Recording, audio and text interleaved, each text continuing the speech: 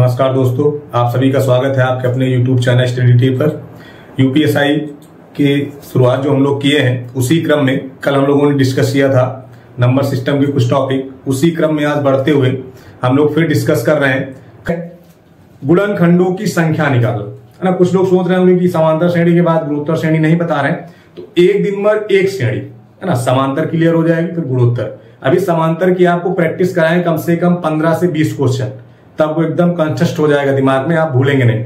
ठीक है, अब हम लोग बात करते हैं गुणनखंड से जो क्वेश्चन आते हैं। किससे भाई? गुणनखंड से, फैक्टर से संबंधित जो क्वेश्चन आते हैं अब उस पर डिस्कस किया जाए। गुणनखंड पर सबसे पहला जो क्वेश्चन आएगा वो आपका होता है नंबर ऑफ फैक्टर। क्या चीज निकालना? Number of factor. ध्यान रखना, कोई भी संख्या दी जाए, कोई भी संख्या आपको दी जाए, सबसे पहले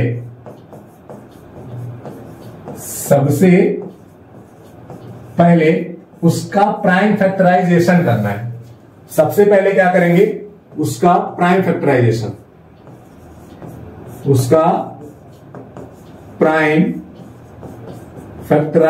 किया जाएगा।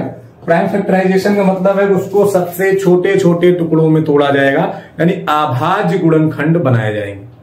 ठीक है, अब एग्जांपल देखते हैं। जैसे मान लो कोई संख्या आपकी ऐसे रही हो ए बी सी, इस फॉर्मेट में आपने उसका फैक्टराइजेशन किया, प्राइम फैक्टराइजेशन किया। इस फॉर्मेट में आपने किसी संख्या का इस फॉर्मेट में प्राइम फैक्टराइजेशन कर दिया, और ये प्राइम फैक्टराइजेशन जब आप कर रहे हैं तो मान लो a की पावर n, b की पावर m और c की पावर p बन रहा है, ऐसे बनो। ठीक है, अब जो क्वेश्चन यहां से बनते हैं सिर्फ वही लिखना है। ठीक है, जैसे पहला क्वेश्चन देखो, पहला आपका पूछा जाता है कुल गुणनखंड। क्या पूछा जाएगा? कुल गुणनखंड। जब कुल गुणनखंड की बात करेगा तो पावर में एक एक बढ़ाकर गुणा कर देंगे तो आपको कुल गुणनखंड मिल जाएंगे। बात क्लियर है? दूसरा, सभी गुणनखंडों का योग, सभी गुणनखंड का योग। जब सभी गुणनखंडों का योग पूछेगा, ठीक है, तो जो पावर रहे, जैसे a पर है तो पावर में एक प्लस कर देना -1, बटे में a -1 पहला। फिर जो दूसरा है तो b की पावर m+1 अपॉन b -1। उसी तरह तीसरा क्या है? c की पावर p+1 -1 अपॉन c -1। इस प्रकार से आपको इसके पूरे फैक्टर का गुणन योगफल मिल जाएगा। क्या मिलेगा? योगफल। ठीक है, अभी इसको कैसे ब्रेक करेंगे उस तरह भी लगा सकते हैं, पर अभी वहां पे नंबर नहीं है तो ये फार्मूले से लगाएंगे और वैसे भी लगाएंगे, दोनों तरीके से आपको बताया जाएगा। जब बात आती है सम संख्या का, इसका जब सम संख्या के गुणनखंड की बात करेगा, सम संख्या के गुणनखंड कितने हैं? जब सम संख्या के गुणनखंड की बात करेगा तो जो 2 वाला होगा, यानी जो 2 की घात होगी, 2 की घात में 1 नहीं जोड़ेंगे। ठीक है, 1 नहीं जोड़ेंगे, बाकी सेम यही चीजें यहां पे लिख दी जाएंगी। क्लियर? सिर्फ 2 की अगर पावर है तो उसमें कुछ नहीं जोड़ना, बाकी में जोड़ के आपस में गुणा करा देना। 2 की घात ऐसे उतार देंगी। उसके बाद आपसे पूछेगा विषम गुणनखंडों की संख्या। ठीक, सम गुणनखंडों की संख्या, विषम गुणनखंड की संख्या। ठीक, विषम गुणनखंड की संख्या की बात करेंगे तो 2 को हटा देंगे, यानी 2 की जितनी भी घात है, 2 की घात को हटा दिया जाएगा या फिर उसको नहीं लिया जाएगा। ठीक है, 2 की घात को क्या कर देना है? हटा देना है, बाकी सेम ये डाटा यहां पे लिख देना है। बात समझ गए? कोई दिक्कत है इसमें? तो योगफल के लिए सेम वही कॉन्सेप्ट आपको याद रखना है। इतनी बात क्लियर है तो हम लोग आगे बढ़ते हैं और अब क्वेश्चन की तरफ देखते हैं कैसे क्वेश्चन यहां पर पूछे जाते हैं। जैसे पहला क्वेश्चन आप देखें, 10,500 के गुणनखंडों की कुल संख्या ज्ञात कीजिए। अब 10,500 के गुणनखंड की कुल संख्या निकालनी है, ना कि सम या विषम। तो जब कुल गुणनखंड निकालना है तो पहला काम क्या बताया गया, प्राइम फैक्टराइजेशन करना, ठीक है, आभाज्य गुणनखंड बनाना। तो इसका जब आप आभाज्य गुणनखंड बनाएंगे, देखो बहुत सारे लोग क्या करते हैं, छोटा छोटा तोड़ने लगते हैं। तो एक चीज हमेशा ध्यान रखो, जहां पर 0 है वहां पर 2 और 5 है। जहां भी आपको लास्ट में 0 दिखे, बीच वाला नहीं, लास्ट में 0 दिखेगा तो वहां पर क्या रहेगा, 2 और 5। तो जितने 0 होंगे उतने 2 और 5 होंगे। देखो कितने 0 हैं, 2 0 है ना, तो इस 2 0 का मतलब हो गया कि 2 टी 2 और 2 टू 5। ये समझ गए, ये तो समझ गए होंगे ना। जितने 0 उतने 2 और उतने ही 5, क्योंकि 2 और 5 मिलके 0 बनाएंगे। एक बार मिलेंगे तो 1 0, 2 बार मिलेंगे तो 2 0, तो 2 0 है तो 2 2 बार हो गए। अब बचा कितना, 105। 105 का देखो आपने पढ़ा होगा 15 7 105 बन जाता है। फिर इस 15 को आप ब्रेक कर सकते हो 3 और 5। तो टोटल फैक्टर बने 3 गुणे 5 गुणे 7 गुणे 2 की घात 2 गुणे 5 की घात 2। इसको और सिंप्लीफाई कर दो तो 2 में तो कुछ नहीं बढ़ेगा, 2 की घात 2 ही रहेगा। 3 एक ही बार है भाई, 3 तो एक ही बार लिखा है ना, 3 तो और कहीं है नहीं। 5 देखो 2 यहां है 1 यहां है, तो 5 की घात कितनी हो जाएंगे, 3 हो जाएंगे। और 7 की घात कितनी होगा, 1 होगा। बात समझ गए। अब हमें निकालना है कुल गुणनखंड। कुल गुणनखंड के लिए क्या बताएगा, पावर में 1 बढ़ा दो, तो 2 में 1 बढ़ा 3, इसमें पावर 1 है, बढ़ा कितना हो गया 2, जब कुछ नहीं तो 1 लिखा हुआ है ऊपर। इसमें क्या है 4, इसमें क्या हुआ 2, और सबको आपस में क्या करना है, गुणा करना है। जब गुणा करेंगे तो 3 दूनी 6, 6 चौ 24, 24 दूने 48। ये आपका आंसर होगा। बात क्लियर है, कोई दिक्कत है यहां तक। आगे देखिए 840 के गुणनखंडों की कुल संख्या क्या है। लेकिन आगे क्या लिखा है, सिवाय 1 और स्वयं की संख्या को छोड़कर, एक्सेप्ट लिखा ना यहाँ पे, इसमें मिस हो गया, सिवाय 1 और स्वयं संख्या को छोड़कर। ऊपर इंग्लिश वाला देखिए वो सही लिखा हुआ है, एक्सेप्ट 1 एंड देमसेल्फ, यानी उस संख्या और 1 को छोड़ दिया जाए तो फिर इसके कुल कितने गुणनखंड होंगे। तो पहले तो आप कुल निकालो, फिर हम संख्या हटाएंगे। कुल कैसे निकलेगा, अभी तरीका देखो मैंने बताया ना, कि जैसे ही 0 दिखे तो उसको पहले अलग कर लिया करो। जैसे 840 है ना, तो इस 0 का मतलब क्या है, 2 और 5। भाई तो सीधे मिल गया ना, ये 0 2 और 5 है। अब क्या बचा है 84। 84 मतलब 21 गुणे 4 है ना, या फिर आप छोटा छोटा करना। 84 का मतलब क्या होता है, 21 गुणे 4, 4 करना 4, 4 दूनी 8, वैसे पता है 4 से कट जाएगा। 21 को हम लोग लिख सकते हैं 3 और 7, 4 को लिख सकते हैं 2 और 2, बाकी ये लिखा ही हुआ है। इसको जब आप पूरा सिंप्लीफाई करोगे तो 2 की घात 3, 3 की घात 1, 7 की घात 1 और 5 की घात 1। इससे ज्यादा कुछ ये बनेगा नहीं। जब ये बन गया तो कुल गुणनखंड कितने हो जाएंगे, 3 + 1 4, 1 1 2, 1 1 2, 1 1 2, सब में 1 जोड़ देना है। बताया ना, पावर में 1 बढ़ा दो और गुणा करा दो। अब सबको गुणा कराओ, 4 चौक 16 दूना 32, कितना मिला 32। तो कुल गुणनखंड कितने होंगे 32। अब ध्यान दो, इसमें क्या कहा है कि 1 और वह संख्या छोड़ दो तो कितने निकल जाएंगे, 2 निकल जाएंगे, तो बचेंगे कितने 30। तो आपका आंसर क्या हो गया 30 हो गया। बात क्लियर है, कोई दिक्कत है इसमें। चलो आगे देखो। हाँ, ये बहुत इंपॉर्टेंट क्वेश्चन है, यूपीएसआई की दृष्टि से बहुत इंपॉर्टेंट क्वेश्चन ही है। थोड़ा सा लॉजिक खाली इसमें है, क्योंकि जो चीज अभी तक हम लोग डायरेक्ट पढ़ रहे थे वो डायरेक्ट ना देके थ्योरी टाइप से इसको बना दिया, जैसे न्यूमेरिकल बनाए उस प्रकार से। लिखा x³ + x² + 786। x से पूर्णता विभाज्य, यानी कि अगर x से इसमें भाग करेंगे तो शेष मुझे 0 मिलेगा। तो जहां x एक धनात्मक पूर्णांक है तो x के ऐसे सभी संभावित मानों की संख्या बताएं। अब ये क्वेश्चन है फैक्टर वाला ही, बस अगर कहीं पर यहां फैक्टर का जिक्र नहीं किया है। अगर आपसे सीधे कहता है कुल फैक्टर बताओ, तो आप एक बार सोचते हैं कि निकालना किसका है। तो देखो कॉन्सेप्ट क्या है, आपके पास लिखा है x³ + x² + 768, ये तो लिखा है। इसे भाग किससे करना है, x से। x से जब आप भाग करेंगे, मतलब प्लस का मतलब होता है कि हर हिस्सा कटना चाहिए, और गुणा में मतलब कोई एक हिस्सा कट जाए तो आप शेषफल 0 बता सकते हैं।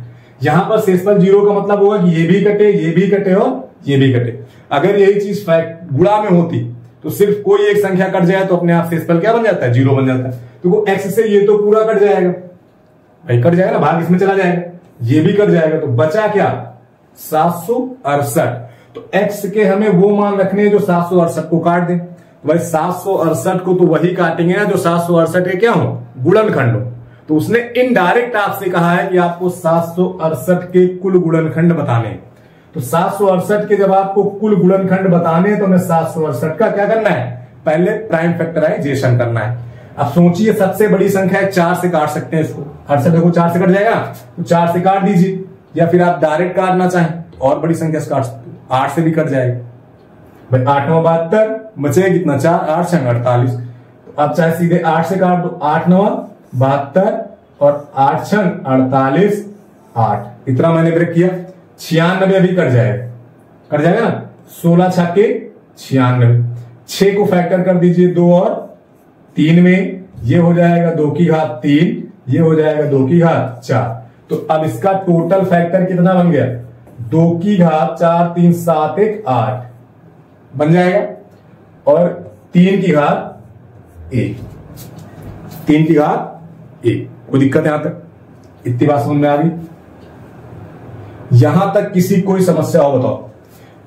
मैक्सिमम फैक्टर आप अपने आप कर सकते हैं, मैंने मैक्सिमम ले लिया, मुझे पता था 8 9 72 होगा, बचेगा 4, 8 6 48, तो 96 गुणे 8 बना, फिर 96 16 छक्का 96 ब्रेक कर सकते हैं, क्योंकि 16 को 2 की घात में ब्रेक कर सकते हैं। या फिर और करना चाहते तो 16 32 दूना 32 नहीं 96 होता है, सीधा 2 की घात 5 यहां पे लिखते और धीरे धीरे उसको क्या कर दिया जाता, ब्रेक कर दिया जाता।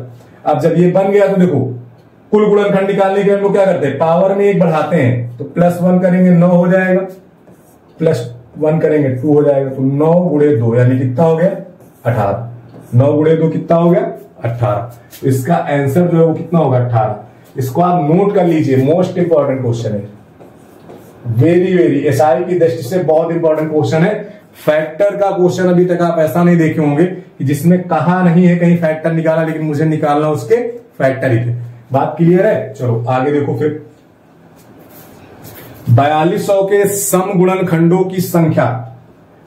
तो जब 4200 का फैक्टर करेंगे दोस्त, 4200 का फैक्टर पहले प्राइम फैक्टराइजेशन किया गया, तो मैंने कहा जितने 0 उतने 2 और उतने ही 5 होते हैं, है ना। 100 था 100 ही हुआ, 100 मतलब 2500 के 100, तो 2 0, तो 2 0 मतलब 2 बार 2 और 2 बार 5।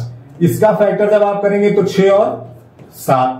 अब इसको ब्रेक कर दीजिए, 2 और 3 में 7 का 7 रहेगा, यहां 2 की घात 2 और 5 की घात 2 रहेगा। अब सबको एक साथ लिखना है, जो सेम है उनकी घातें क्या होती हैं, जुड़ जाती हैं। 3 की घात 1, 7 की घात 1 और 5 की घात 2। पूछा कौन से है, सम। जब सम गुणनखंड पूछेगा तो आपको बताएगा कि सम में 2 की पावर में कोई परिवर्तन नहीं करना है, तो 2 की पावर सेम वैसे ही आ जाएगी। बाकी सब में 1 1 बढ़ जाएगा, बाकी सब में 1 1 क्या होगा, बढ़ जाएगा, बढ़ गया भाई। तो कितना बन गया, 3 दूनी 6, 6 दूनी 12 और 12 हैं 36, यानी आंसर कितना आ गया 36 आ गया। अगला देखो 360 के विषम गुणनखंडों की संख्या। कितना लिखा है भाई 360। एक 0 दिख गया कि नहीं, इस 0 का मतलब हो गया 2 और 5।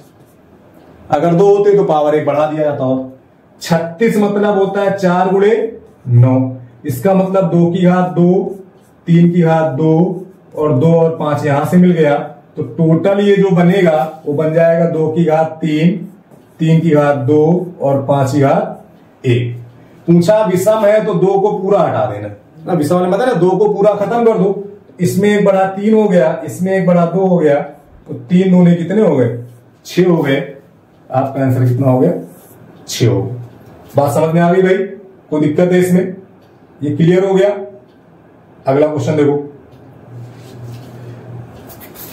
अगला क्वेश्चन आप वगैरह की संख्या n 126 गुणे 38 गुणे 53 पर विचार करें और निम्नलिखित में से कौन सा कथन सही है।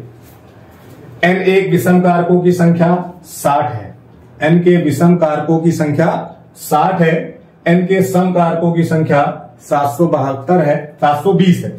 n के सम कारकों की संख्या 700, कारक मतलब वही फैक्टर, n के ऑड फैक्टर और इवन फैक्टर निकालने।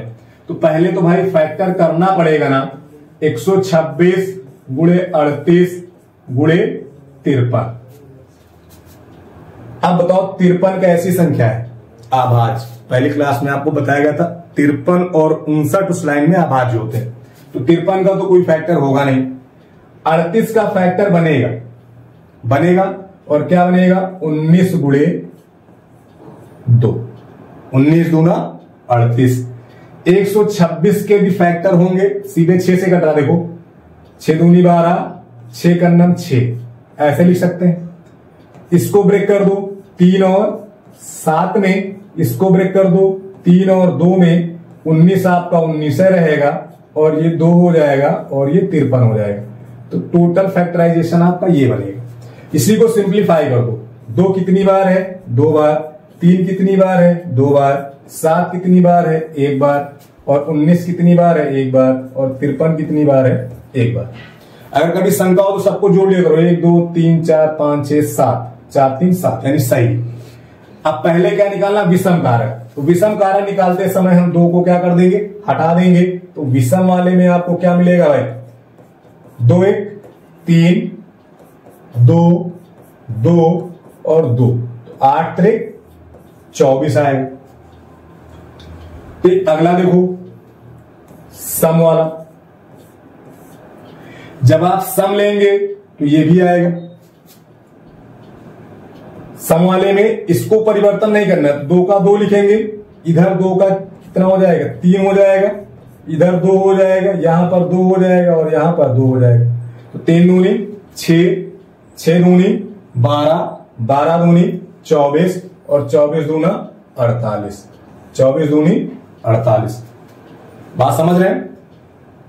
इसका फैक्टर किए, 6 दूनी 12, 6 कंडम 6 21 हो गया। उसी तरह 19 दूना 38 हो गया। 53 में कोई फैक्टर नहीं होगा। फिर आपने 21 को ब्रेक कर दिया 3 और 7 में, फिर 6 को ब्रेक कर दिया 3 और 2 में, बाकी डाटा वही रखें। तो 2 की घात 2 हो गया, 3 की घात 2 हो गया, 7 की घात 1 हो गया, 19 की घात 1 और 53 की घात 1। विषम निकालने के लिए बताया गया कि सम वाला हटा देना है, तो हमने 2 को हटा दिया, बाकी में जोड़ो। 3 हो गया, 2 हो गया, 2 हो गया, 2 हो गया, 2 दूनी 4 दूनी 8 3 24।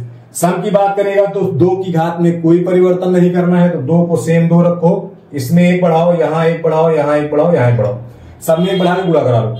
तो इसमें जब आप 1 बढ़ाएंगे 2 3 6, 6 दूनी 12, 12 दूनी 24, 24 दूना 48। तो हमारा ना तो ये सही है और ना ही ये सही है, डी ऑप्शन मिस है। तो यहां पे एक डी ऑप्शन आपका रहा होगा, ना तो 1 और ना ही 2। बात क्लियर है? यानी ना तो 1 सही है ना ही 2 सही है। यहां तक कोई दिक्कत है भाई? बात क्लियर है? तो इस टॉपिक से जो आपको क्वेश्चन हमने बताए हैं ये तो मान लो आप लगा ही लेंगे, लेकिन ये वाला क्वेश्चन आपके लिए बहुत इंपॉर्टेंट है, जो आपको अभी बताया गया था, ये वाला क्वेश्चन, ये आपको बताया गया ना, बहुत इंपॉर्टेंट क्वेश्चन है ये। इसको आप ध्यान रखिएगा, कहीं आप स्पेशल डायरी में इसको नोट कर लीजिए। यूपीएसआई के लिए सबसे इंपॉर्टेंट क्वेश्चन जो फैक्टर का अभी तक का है वो ये रहा। बाकी तो नॉर्मल वाले आप लगा ही लेंगे, इसमें थोड़ा सा दिक्कत हो सकती है। ठीक है, तो अगर बात आपको समझ में आ गई है भाई, तो अब इस क्लास को हम लोग यहीं पे रोकते हैं। ठीक है, कल हम लोग डिस्कस करेंगे कुछ सीरीज जो आपकी आती है, उस पर हम लोग चर्चा करेंगे। तो कल की क्लास आप मिस मत करिएगा, काफी इंपॉर्टेंट क्लास रहेगी। ठीक है, तो आज हम लोग यहीं तक रुकते हैं, फिर कल मिलेंगे। धन्यवाद।